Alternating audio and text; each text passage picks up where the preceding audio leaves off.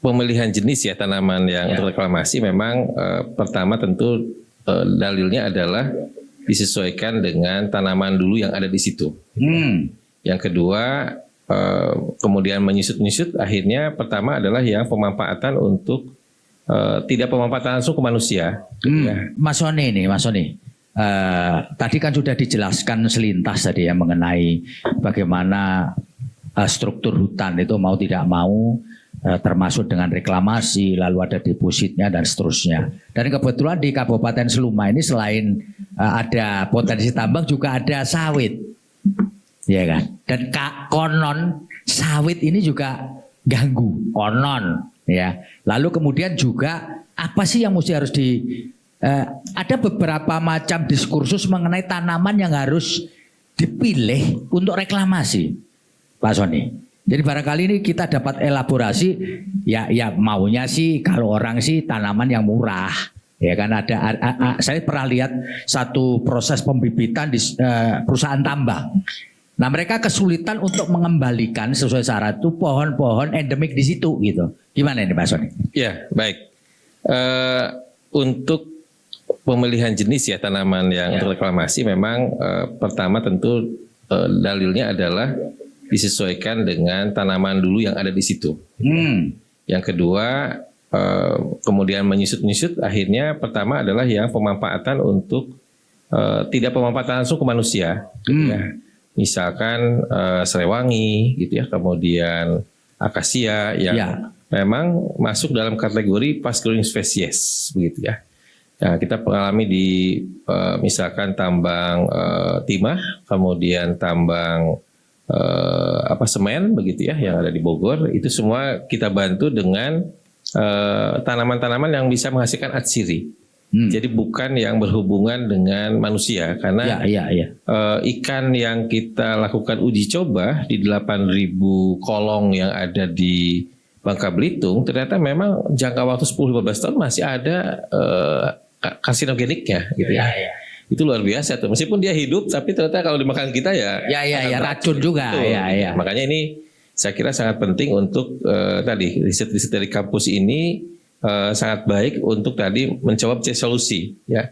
Paling tidak memitigasi dan melakukan opsi-opsi gitu ya. Meskipun tadi PR itu besar, lama gitu ya. Bayangkan yang 8.000 aja pertanyaannya ini dari mana tanah untuk nimbunnya ternyata itu jadi masalah ternyata. Iya betul. Dan itu kosnya lebih mahal begitu ya. Jadi tidak bisa dari sekitar wilayah Bangka Belitung, harus dari luar pulau begitu ya. Nah, ini contoh-contoh biaya lingkungan begitu ya yang tadi disampaikan kaitannya dengan pasca tambang begitu ya. Dan mungkin tadi kalau kita ingin pastikan bahwa pasca itu dengan penanaman is okay, tetapi ujungnya adalah impotnya begitu besar gitu ya. Jadi dengan nilai segitu itu udah terlalu ekstrim karena mengembalikan unsur tanah ya kembali ke normal itu tidak dengan mudah begitu ya. Butuh biaya pemulihannya yang cukup besar gitu ya. Gitu, Bang. Monggo, Bos. Maaf saya bukan ahli lingkungan juga gitu ya, tetapi masalah reklamasi saya mengamati betul, Pak. Jadi permasalahan yang muncul dalam reklamasi tadi, saya setuju bahwa reklamasi itu tidak bisa mengembalikan 100%. Kondisi yang ada tadi itu nggak bisa. Tetapi reklamasi tadi harus dilaksanakan untuk paling enggak minimizing resiko, karena banyak sekali masalah yang terjadi perusakan lingkungan itu. Jadi misalnya di mana yang tujuh itu ya Raja Ampat atau ada wilayah Kabupaten Raja Ampat.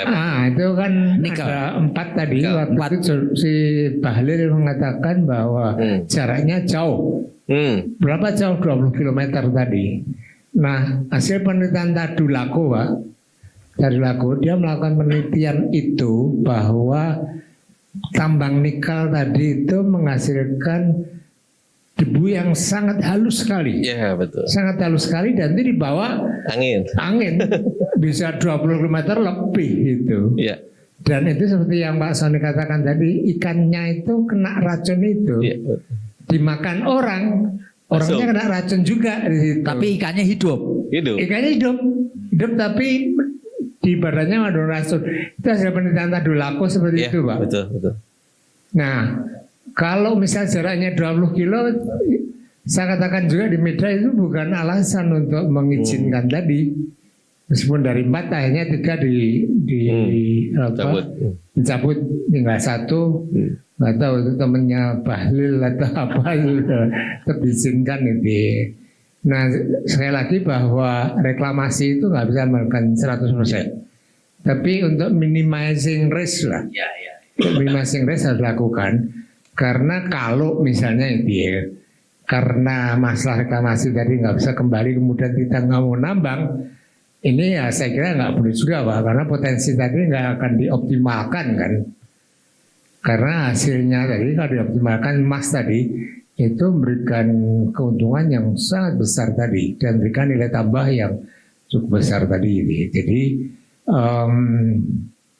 dari kabupaten misalnya nyusun tadi ya arsitektur tata kelola tadi sebagai pembanding.